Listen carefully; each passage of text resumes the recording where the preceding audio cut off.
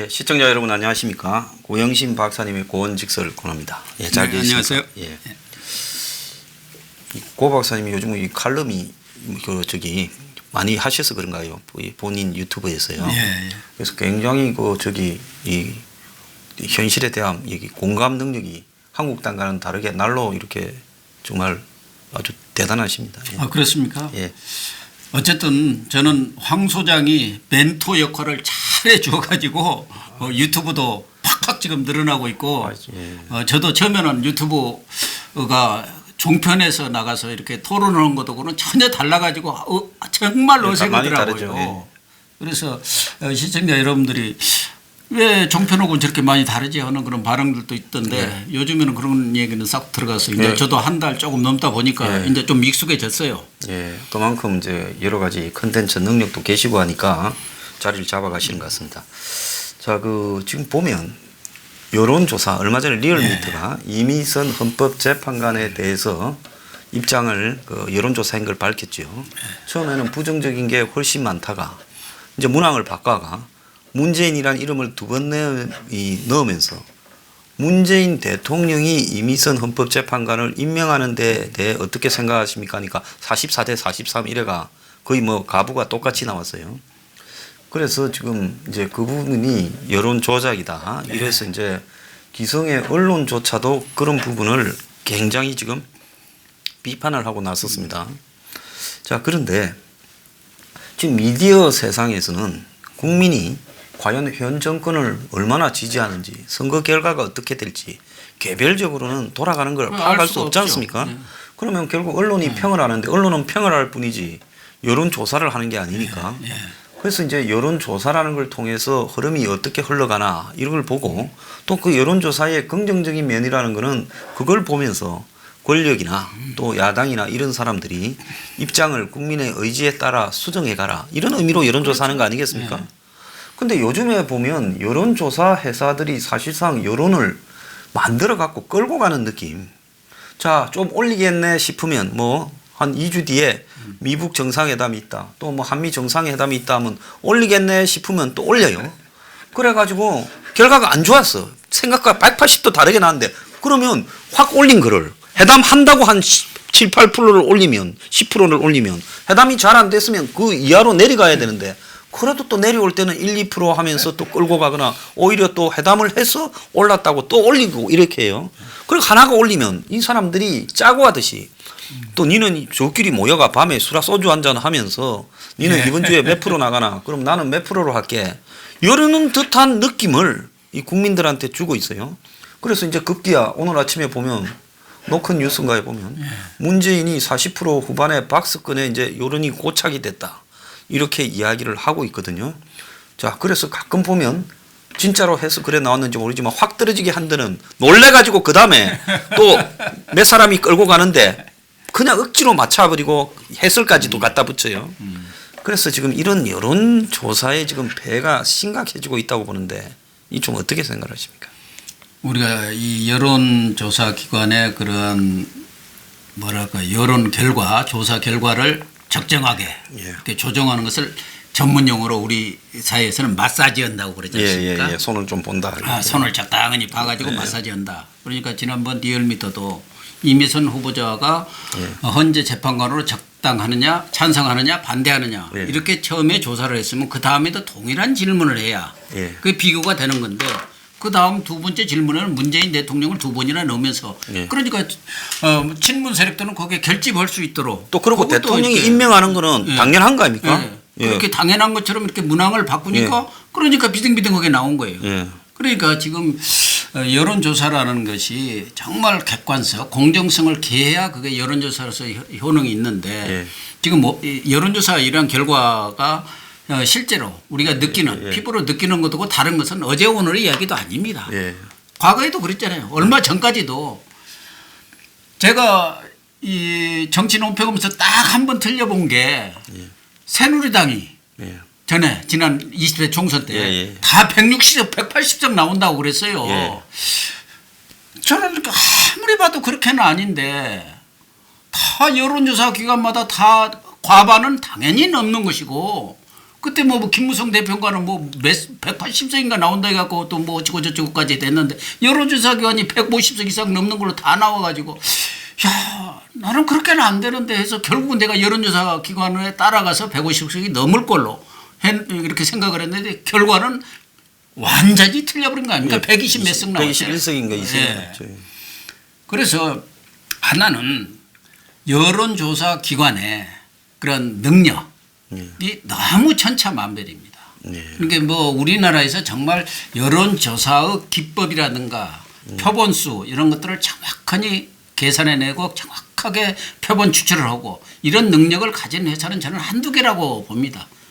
그것이 이제 여론조사 기관마다 워낙 여러 가지 그 능력의 개별적인 능력의 차이가 있어가지고 제대로 된 여론조사를 할 수 있는 그런 토대가 못 된다.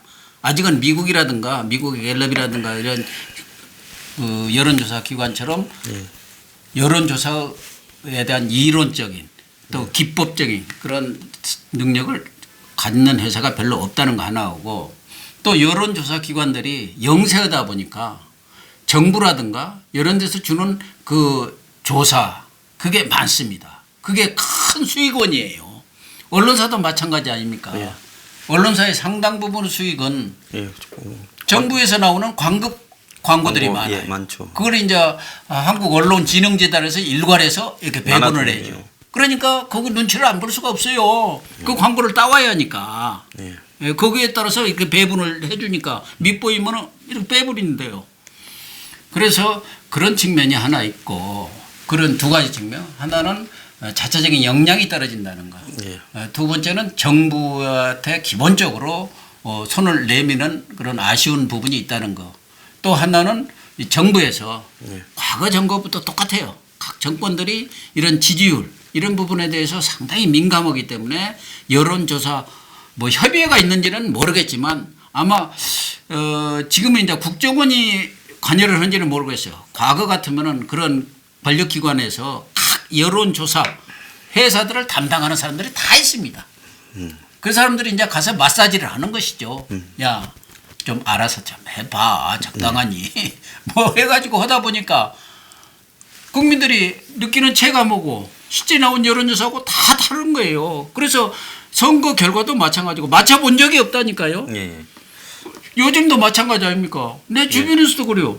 아니 문재인 대통령이 무슨 수로 70 아니 옛날 뭐 그 70% 나올 때는 그때는 정말 뭐 인기가 좋았으니까 그런데 요새 주변에 문재인 대통령을 좋다는 지지하는 사람이 별로 없는데 어떻게 해서 47% 48%가 50%가 나오냐 이거요. 이해할 수가 없다. 그런 사람들이 많아요. 그래서 이 여론조사가 정말 어떻게 보면 믿을 것이 못 된다. 이런 얘기 결론을 내릴 수가 있는데 사실 여론조사야말로 통계나 마찬가지로 국가에서 내는 통계나 마찬가지로 이렇게 정확히 하거든요. 국민들이 말씀하신 대로 어디 가서 일일이 물어볼 수가 없고 예. 우리가 그냥 뭐 주변에서 듣는 이야기로 잠재적인 어떤 통계치적인 감각을 가질 수는 있지만 할 길이 없고 그러니까 그런 여론조사 기관에서 나오는 내용을 보고 아 그런가?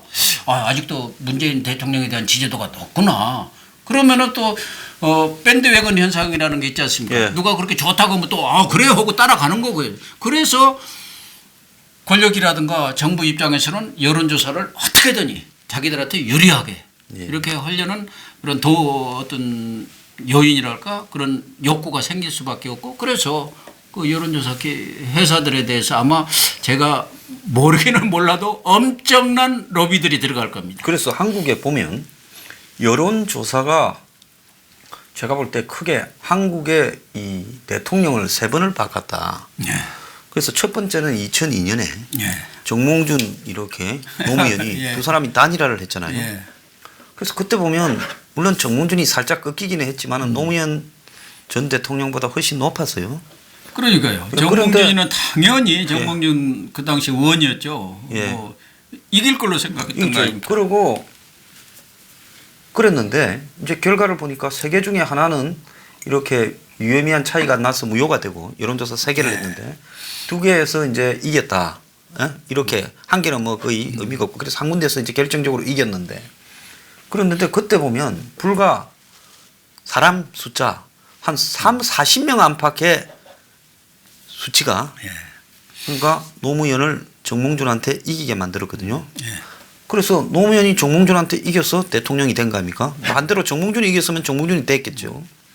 자, 그런데 당시에 대구에서도 노무현이 이겼다 이렇게 나왔던 것 같아요. 그래서 제가 그때 이 민주당을 탈당하고 정몽준 진영에 있었는데 그래서 내가 그 여론조사회사에 가서 로 데이터를 좀 보자고. 그러니까 민주당이 동의 안 해주면 줄 수 없다 하고는 그 로 데이터가 나중에 다 소각돼 버린 걸로 알고 있어요. 그래서 그 뭐 내가 봤을 때 거의 내다바이 당했다. 이렇게 이제 봤는데 나중에 저한테 이제 연락이 민주당 쪽에서 많이 오더라고요. 당신 입을 다물고 있으면 우리가 좀 뭐 챙기든지 할 건데 더 이상 떠들지 마라. 제가 거기에 당의 당무위원회에서 많이 떠들었어요. 아니 검증을 하고 승복을 해야지. 그 여론조사에서 발표 믿고 그대로 하냐? 그 내용 로 데이터 봤냐 했습니다. 근데 자관 그것 때문에 노무현 대통령이 됐어요. 이제 두 번째로는 2007년에 박근혜 최시중이 붙지 않았습니까? 아 박근혜 이명박이. 이명박이죠. 그때 이제 이명박의 오른팔이 최수중이지 않았습니까? 최수중이 갤럽 회장이었지 않습니까? 그때 한간에 보면 최시중이 그 여의도에 그 빌딩에 여의도 정당 있는 한복판에 빌딩에 앉아서 언론사의 간부들을 부르고 뭐 이렇게 했는데 뭐 그 뒤에 이야기는 뭐 제가 확인한 거 아니니까 안 하겠습니다. 그런데 그때 보면 박근혜가 이겼어요. 현장 투표에서는 당원이나 대의원. 그런데 여론조사에서 한 표를 6개로 환산해가 여론조사 한 개를 이 투표 6개로 환산해서 사람 6명 투표한 걸로 그래가 이겼거든요. 그럼 박이 억울해도 또 승복했어요. 그 다음에 마지막으로는 이거는 뭐 대선에 직접적인 거는 아니지만 2015년 2월인가 그 누굽니까? 문재인과 박지원이 민주당 대표를 놓고 건곤 일척에 선부를 했잖아요. 그래서 4가지 종류의 투표를 했어요. 당원, 대의원, 또 국민 여론조사, 당원 여론조사. 그때도 현장 투표에서 박지원이 이겼어요. 여론조사에서 문재인이 이겼다 해가지고 끝난 거예요. 그때 만약에 박지원이 이겼더라면 그 대표에서 진 문재인이 대선이 됐겠느냐? 저는 어려웠을 거라 봅니다.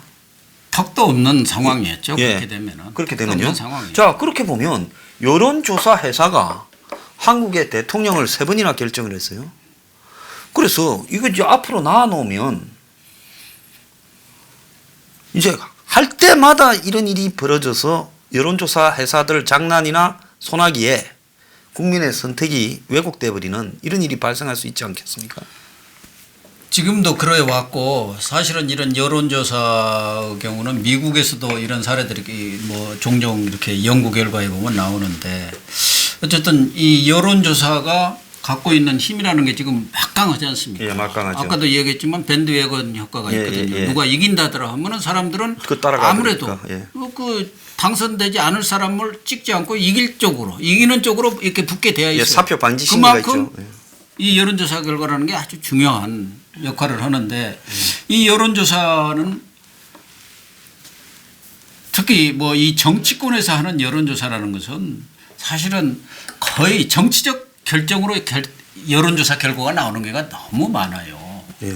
정치적 결정으로. 그래서 여의도 연구원 과거 이 한국당 그 이전에 새누리당 한나라당 시절에도 여의도 연구원에서 이제 주로 여론조사를 합니다. 국회의원들 나갈 사람들 여론조사를 공천할 때. 근데 이 여론조사는 여의도 연구원장 같아도 보고를 안 해요. 그 딱 팀이 있어갖고 사무총장하고 대표 라인만 보고를 하는 거예요. 그래서 여기서 적정하게 이게 조정을 하는 건데 그 조정을 하는 것은 표본이거든요. 표본을 얼만큼 정확하게 추출해내느냐는데 표본을 자기 쪽 사람들만 싹 골라가지고 하니까 그 결과를 보면은 이렇게 나왔다. 그래서 이제 승복해라. 그래갖고 결국은 여론조사로 할 수밖에 없지 않느냐 이렇게 되는 건데 이제 뭐 이게 아주 여의도 연구원 같은 거 대표적인 거고 이런 대선이라든가 이런 큰 선거가 있을 경우는 정말 우리나라 여론조사 기관이라고도 뭐 대표적인 게 이제 갤럽 같은 거 이런 것들 아닙니까? 이런 데도 아까 얘기했지만 최시중 씨가 MB 정권에서 왜 그렇게 잘 나갔습니까? 그 당선에 아주 혁혁하게 협조를 해줘서 뭐 돈으로도 뭐 협조를 했다는 얘기도 있지만 여론조사 해서 그걸로 이기게 만들어줘. 이걸로 사실상 이기게 만든 거예요. 그 둘 중에 되는 사람이 무조건 그러니까. 당선이니까. 예. 뭐 최수정 씨가 MB 정권 하에서는 뭐 무소불위의 권력을 가졌지 않습니까? 예. 그 친구까지도 무슨 어디 세모나주인가 어디 무슨 여행사 예. 그 친구까지도 천신이시, 안 통하는 것이 없을 정도 힘을 누렸잖아요. 사실상 권력을 만들어냈으니까. 그래서 방통위원장 하실 때 보면은 지금은 방통위가 쪼그라졌는데 그때는 통신기능까지를 예. 다 가져왔어요. 그렇죠. 그래가지고 방통위가 어마어마한 권력기관이 된 거예요. 예. 공룡기관이 그 당시에. 근데 최수중 씨가 물러나면서 이제 쪼그라들어갖고 방송 관련만 지금은 맡고 있는데 그만큼 이 여론조사의 힘이 강력한데 이것을 또 제어할 방법도 또 없단 말이에요. 그렇기 때문에 지금 이 문재인 정부에서도 여러 가지 지금 뭐 선거 내년 총선을 앞두고 전략을 짜고 있는 것 같은데 저는 하나는 쪼개기, 합치기, 풀기, 그다음에 지키기라고 보는 거예요. 쪼개기는 뭐냐? 한국당 쪼개기예요. 지금 이 선거법도 한국당이 보수 통합을 못 얻도록 바른미래당을 살려두고 이렇게 살려줘야 보수 통합이 안 되는 거예요. 또 하나는 박근혜 전 대통령 석방하네 안 하네 하더라도 저는 한다고 봅니다. 적정한 시점. 하겠죠. 그래서 친박신당 하나를 만들어서 공천에 떨어진 사람도 있고 그러면 거기 쪼개지는 거예요. 보수 분열을 그래서 시도하겠죠. 보수 분열을 하는 것이고 두 번째는 합치기예요. 아까도 얘기했지만 범여권 합치든가 아니면은 지금 민평당, 민주평화당을 합쳐가지고 덩치를 키우든가 그것이 여의치 않으면은 각자 몇 개 유성 연합공 2중대, 3중대, 4중대를 만들어서 범여권 법률권 연합공천을 시도. 연합을 통해서 말하자면 과반을 확실히 잡든가. 세 번째는 풀기예요. 돈을 지금 엄청나게 풀어댑니다. 24조 에타 예비 타당성 면제해 줬죠.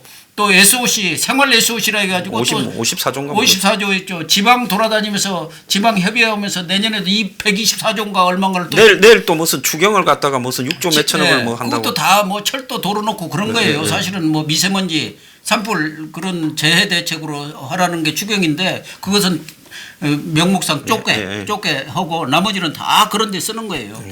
또 하나가 지키기예요. 지키기가 뭐냐? 지지율 지키는 거예요. 그건 무슨 수를 쓰든 그래서 돈을 갖다 풀어서 광고를 주든 뭐 여러 가지 그 정부에서는 여론조사를 하는 거 너무 많잖아요. 꼭 무슨 이 정치적 여론조사 말고도 뭐 많으니까 기업들하고도 또 연결을 시켜주고 기업들은 또 상품 여론조사 이런 거 많이 하잖아요. 그런 것에 또 연계시켜주면은 다 먹고 살아야 하니까 그러니까 지지율을 어떻게든 지켜야 하는 거예요. 그래서 적어도 45% 자기들이 얻은 게 이제 42% 아니었습니까? 지난 대선 때. 그 이상은 반드시 지켜내려고 할 겁니다. 저도 지금 박스권에 갇혔다 이런 40% 후반 그게 욕하는 게 아니라 더 이상은 안 떨어진다라고 이제 국민들한테 예고를 해서 지금 그래서 우리는 절대 내려갈 일이 없다 하면 여론조사 회사들이 안 내려가게 맞춰주려고 하는 거 아닌가 싶습니다. 자기들끼리 모여가지고 모르겠어요. 어느 쪽에서 좀 이렇게 많이 떨어졌다 하면은 지난번에 리얼미터에서 또 41까지인가 확 내놨지 않습니까? 갑자기 뭐 8%가 올라가 버리더라고요. 상당히 꿀밤을 먹었지 않나 저는 그런 생각이 들어요. 꿀밤을 많이 먹은 것 같다. 그러더니 그냥 확 또 올라가더라고요. 또 갤럽이 또 어떤 때는 조금 내려가다가 아니 왜 그래? 당신들 뭐 섭섭한 거 있어? 그러면 또 쑥 올라가요. 그런 거 아닌가 하는 생각이 들어서 희한한데. 이 여론조사는 우리가 믿을 수도 안 믿을 수도 없지만 국민들이 현명하게 판단을 해야 한다. 그건 하나의 참고사항이지. 지금 뭐 대선 후보라고 해갖고 이낙연이 무슨 황교안이 뭐 여론조사 나오고 있어서 1, 2등 하지만 그거 아무 그냥 인지도 없다. 지난번에 안다. 내가 안다. 그런 얘기예요. 한국당에 황교안이 대표되기를 정권이 바랬는지 또 그때 한참 경선을 할 때는 황교안을 1등으로 쫙 만들더라고요. 경선 끝나니까 또 이낙연이가 또 1등이 쫙 돼요. 그래서 가만히 보니까 이게 도대체 뭘 하는 건가. 그런데 지금 그래서 이 여론조사가 요술방망이라니까. 근데 또 황 소장은 또 황교안 대표는 별로 좋아 안 해갖고 그동안 많이 씹었잖아요. 근데 제가 볼 때는 그게 약이 되리라고 봅니다. 저 정신 차리라고 하는 거죠. 네, 그렇죠. 지금 그렇게 정신 안 차리면 어떻게 되겠어요? 시간 많을 때 정신 차려야죠. 네. 자, 그런데 지금 국회의원 공천도 보면 이제 전부 말로만 이제 하향식이 아니라 상향식으로 한다잖아요.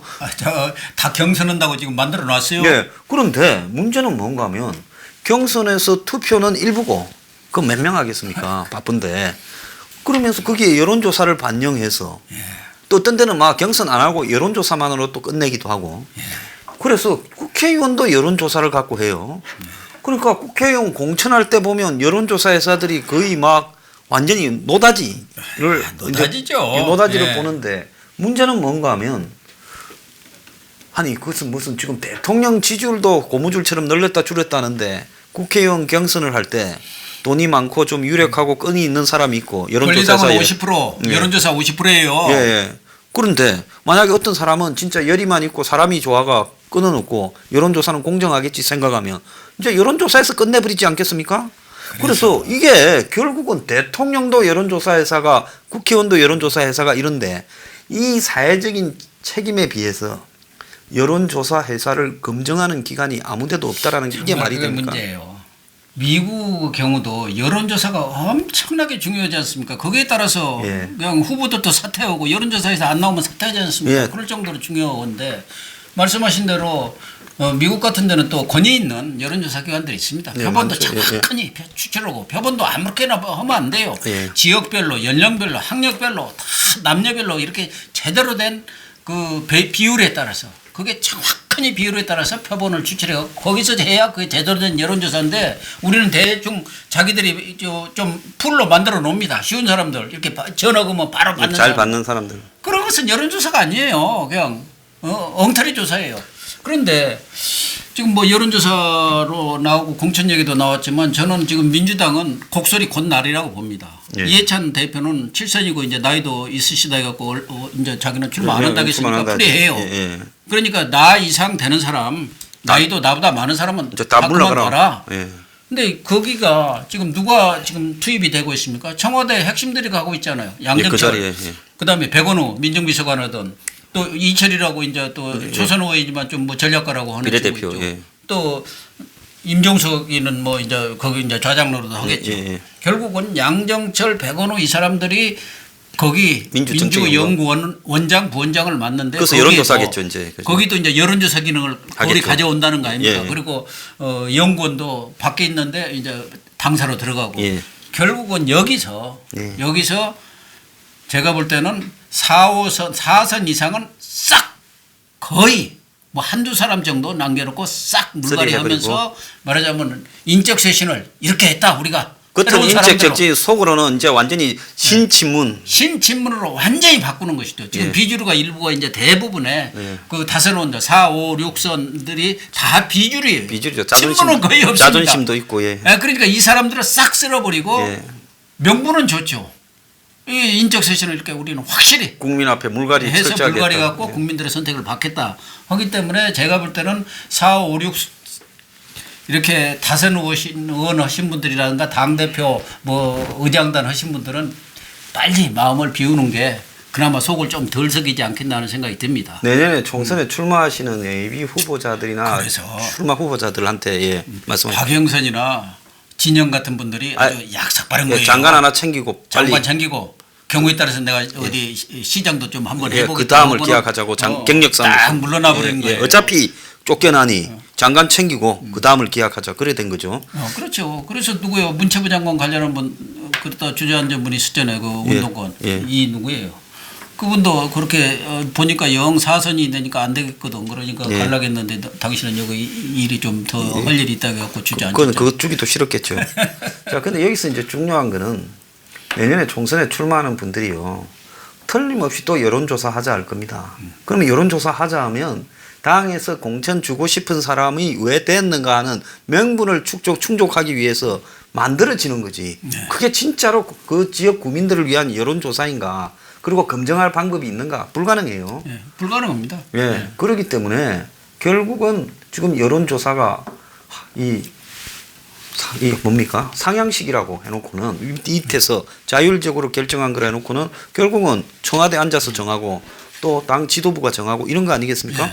그러면 지난번에 지금 박근혜 대통령에 대해서 2년인가 형이 뜬 내용이 뭔가 하면 공천 개입이 합니까? 개입이에요. 지금 공천 개입을 현재 문재인 청와대만큼 노골적으로 하려고 하는 데가 어디 있습니까? 누가 봐도 그냥 청와대에서 자기들 사람 다 꼽아버리려고 하는데, 그런데 그것도 나중에 이제 정권 놓치고 죄로 따지면 몇 년 갈죄요. 아마 박근혜 공천 개입한 거 굉장히 어설펐잖아요. 유치하고요. 네. 근데 이 청와대는 뭐 아주 조직적으로 한 방에 다 날려버리려고 공천 개입을 하려고 있는 거란 겁니다. 그러니까 이분들이 더 영악한 거예요. 영악하죠. 아니 이 사람들은 양정철이든 백원우든 우리 당이 아니고 아니 청와대가 아니고 당에 있는 사람들이 한 거다. 예, 여론조사를 했어요. 근데 저기는 박근혜 대통령 현교안 예. 정부수이 거기 앉아가지고 현기한 김재원이 뭐 이래 시켜가지고 저 김재원 시키고 예. 이 당의 책임관이고 하니까 어디서 또 그게 다 돈 갖고 와갖고 또 특수활동비 돈 갖고 와갖고 또 나눠주고 그러니까 청와대가 개입하게 된 건데 이분들은 운동권 출신이갖고 머리가 쫙 돌아가니까 아예 잘라가지고 뭐 법원 입맛이고 처금은 3천인 사람들 아닙니까? 예. 그러니까 양정철이하고 백운우랑 다 고리 보내서 알아서 해. 예. 그걸 뭐 어디다가 뭐 녹음해 둡니까? 그렇죠. 이거 사선 뭐 찍어 비문 이런 거 싹 쳐버려. 이게 뭐 아마 특명을 받고 갔을 거예요. 예. 그래서 지금 이런 일이 벌어지고 이게 머리를 써야 한다니까요. 예. 그래서 머리가 나쁘면 나중에 깜빵 가요. 그러니까 저렇게 머리를 쓰는 사람들이고 예. 투쟁이 아주 일가견 정도가 달인들인데 저 황교안 대표라든가 나경원 원내대표처럼 아주 순진하신다 그럴까 어떻게 보면 그래서 손혜원이가 창의력이 없다고 하는 거 아닙니까? 그런 분들이 과연 당해낼 수 있을까? 예, 그게 참 내 총선에 가면은 또 기기묘묘한 수들이 많이 나올 겁니다. 예, 온갖 이야기가 더군다나 대선 가면은 깜빡수라는 게 있지 않습니까? 그렇죠. 순간 매치를 네. 완전히 홀려버리는 네. 수들이 네. 있죠. 그래서 연말까지 뭐 김정은이도 기다려본다고 그러는데 야 또 김정은이 입장에서는 내년 3월쯤 개입해서 아니 뭐 한국당 이기는 것보다는 말 잘 듣는 문재인 이기는 게 홀랐죠. 그러니까 또 그쯤 가서 뭔가 그냥 쇼를 또 무슨 도보다리 쇼가 아니고 핵 리스트를 제출하겠다고 여론 올 수 있다고 봅니다. 그러면 선거가 되겠느냐? 아니, 이 연말에 우리나라 올 수도 있어요. 서울 탑방을. 올 수도 있어요. 그러면 분위기가 확 바뀝니다. 예. 근데 이 양반들은 한국 타서는 그런 것들을 제대로 이렇게 예상을 하고 거기에 대해서 대비를 하고 미리 김을 빼야거든. 예. 근데 그런 걸 전혀 못 하더라고요. 예, 그래서 제가 김을 빼니까 또 뭐라고 하는가 하면 좀 한국당하고 이해관계는 없지만 공정하게 싸움을 붙어라. 쇼는 하지 마라. 그래서 나올 것 같은 쇼에 김을 빼면 저보고 이제 문재인 정권에 가르쳐주고 있다. 요래 말한 사람이 있고 이제 황빠들 중에 또 어떤 사람들은 저 황장수가 위장 보수다.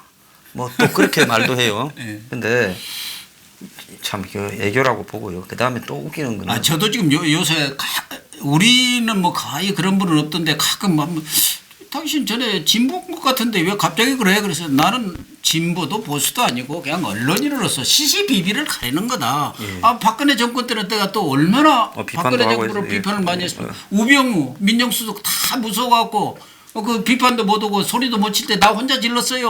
우병우 물러가라고. 그러다가 연합에서 잘리고 YTN에서 잘리고 저도 다 그렇습니다. 잘려버렸어요. 저도 그렇습니다. 둘이 그래가지고 예. 밑보인 거예요. 그런데 지금 중요한 거는 이렇게 이 제대로 된 이야기를 하는 사람이 별로 없는 속에서요. 각자 진영에 그냥 빠돌이들이 지금 솔직히 말하면 방송을 한다면서 오히려 대중들을 갖다가 좀 이렇게 현혹시키고 있고 그건 나중에 결코 도움이 안 되는 일입니다. 그런 것들 옥석을 잘 구별하셔야 되고요. 마지막으로 지금 뭐 누구 지지율도 문제지만은 정책에 대한 여론조사. 예를 들면 패스트트랙 어떻게 생각하냐니까 뭐 오마이뉴스가 보니까 59%가 찬성, 뭐 38%가 반대. 오마이뉴스는 당연히 그렇게 나오죠. 예, 그런데 중요한 거는 거기는 리얼미터가 했는데 김어준이나 이런 사람들이 딱 한마디 치김고 나오면은 쫙 해갖고 똑같이 나와요. 예, 목소리가. 그런데 이제 중요한 거는 여론조사를 했는데 리얼미터가 했어요. 웃기는 게 무슨 뭐 문재인 지지율은 뭐 2,500개 ARS로 뭐 어떤 때는 뭐 1,000몇백 개 이런 것도 있지만 그런데 정책에 대해서 물을 때는 꼭 500개만 해요. 또 박근혜 풀어줘야 되냐 말아야 되냐 물은 것도 있더라고요. 풀어주지 말아야 된다가 한 2배쯤 많아요. 60몇 프로고 풀어준다가 30몇 프로인데. 탈원전도 마찬가지예요. 예, 이것도 또 500개예요. 500개. 그래서 지금 보면 전화 걸면 응답률이 5% 이하인데 그러면 안 받으면 새롭게 이제 해서 이 샘플을 해야 될 건데 받을 때까지 자기들이 만들어 놓은 표본 안에서 전화를 돌리잖아요. 그러니까 마지막에 받는 사람은 어쨌든 정권에 유리하게 할 사람들한테 대답이 나오는 거 아니겠습니까? 그러니까 지금 국민들 중에 솔직히 말하면 연동형 비례대표제가 뭔지를 설명해 봐라면 아는 분이 제대로 있겠습니까? 나도 잘 몰라요. 예, 저도 잘 심상정 디테일하게 모릅니다. 정개특위 위원장 했죠. 국민들이 그거 알 필요가 뭐 있느냐고 국민들을 개돼지로 하는 건지 일부러 어렵게 모르겠어요. 만들었어요. 그 다음에 더 나아가서 아니 공수처와 검경수사권 조정과 검사의 신문조서의 불인정이라는 이 사법개혁이 무슨 의도로 무슨 내용인지를 제대로 아는 사람도 별로 없어요. 그러니까 여론조사를 받는 사람들이 뭔 말인지를 모르는데 대답을 하게끔 만들고 그것도 샘플 몇백 개 가지고 끝내요. 이 좀 진짜 너무하지 않습니까? 진짜 이 샘플이라는 게 가장 중요하거든요. 표본이. 예. 표본이.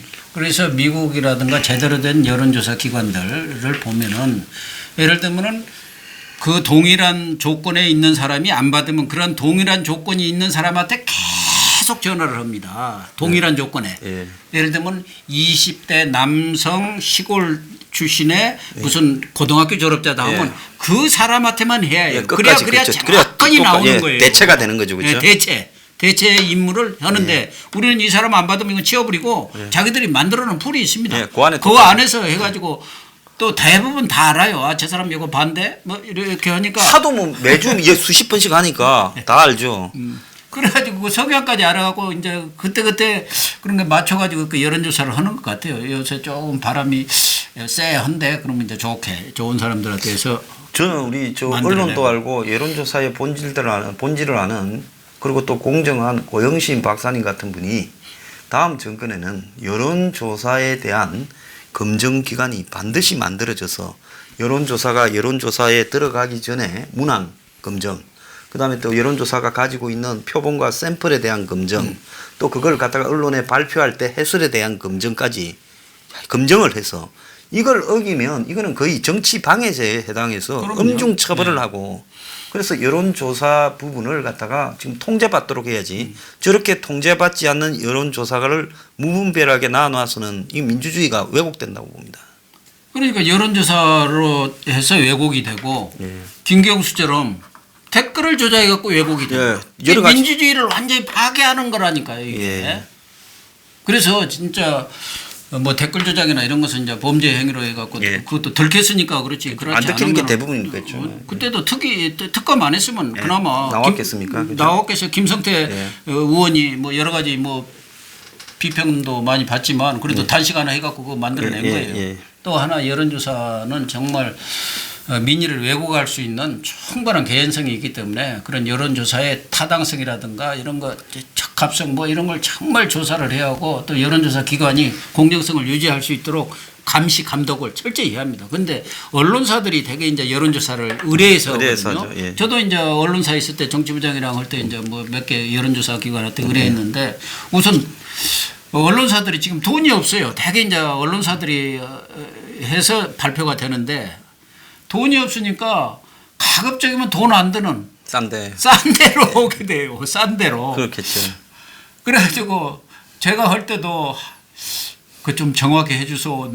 그런 부탁만 몇 차례 했는데 정말 거기다 영향력을 미치려고 하면은 얼마든지 미칠 수 있어요. 그래서 저는 그런 적은 없어요. 예, 그렇죠. 아무리 적은 하려면 회사라도 얼마든지 할수 돈을 있죠. 적게 주면서 좀 정확성은 개해주소 그랬지만 그러면 만약에 돈을 좀 많이 주면서 좀 영향력을 미치도록 이렇게 좀 해달라면 얼마든지 할 수 있지 않습니까? 그것도 할 수 있는 것이죠. 돈을 적게 줘도 그것도 없어가지고 받으러 오는 여론조사 기관들이 많으니까 예. 그 좀 우리 회사 입장도 있고 하니까 잘 알아서 이렇게 눈치만 줘도 얼마든지 그 여론조사가 마사지가 될 수가 있죠. 예, 그래서 여론조사를 준공영제로 해서 감시 통제기관을 두어서 장난을 치거나 그걸 조작을 하면 그야말로 심각한 범죄 행위로 처벌하는 이런 부분이 만들어지지 않고는 지금 여론조사가 정치를 좌우하는 여론 조작이 정치의 결과가 되는 이런 이 악순환이 멈춰지지가 않을 것 그러니까 같습니다. 제가 볼 때는 한국당 같은 데서 이런 것을 만들어야 합니다. 예. 법안을 내서 정말 공영성 있는 그런 여론조사기관, 권위 있는 여론조사기관을 만들어서 그것에 대해서는 철저히 감시 감독을 하고 뭐 개별적으로 민간인들이 하는 거야 할 수 없지만 뭔가 이렇게 감시 감독이 가능한 예. 그런 준공영적인 그런 여론조사기관을 하나 만들었으면 좋겠어요. 근데 그런 것도 만들어 놓으면 또 권력이 이미 또 작용하더라고요. 예, 그래서 좌우가 그렇지만은 지금처럼 통제 불능 상태에서 상업적으로 여론조사가 왜곡되고 조작되는 행위는 지금 반드시 건절돼야 된다고 봅니다. 오늘 좋은 말씀 해주셔서 감사합니다. 네. 예, 오늘 반갑습니다. 예.